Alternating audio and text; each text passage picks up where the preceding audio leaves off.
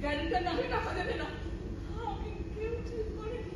আমি তাই বাধ্য হয়ে বাবার শরীরটা চান করেছিলাম, বিশ্বাস করো। আর তোমার এই দুর্বলতার সুযোগ নিয়ে এখন কমল সরকার চাইছে যে তুমি ওর বিরুদ্ধে সমস্ত অভিযোগ তুলে দাও, নাহলে ও তোমার বিরুদ্ধে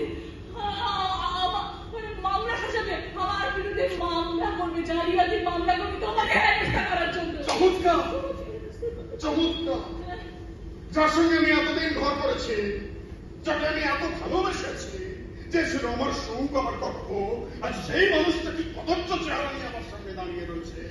একটা ঠক মিথ্যেবাদী, এই কোনো কথা বলবে না তুমি। আমি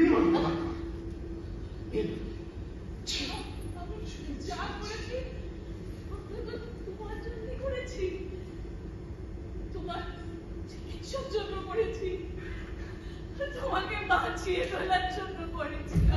কি সুন্দর কথা, আমাকে বাঁচিয়ে তোলার জন্য করেছো। আরে তুমি জানো কি, সেদিন তুমি আমাকে বাঁচিয়ে তুলেছিলে আজকের এই মৃত্যু যন্ত্রণাটা ভোগ করার জন্য।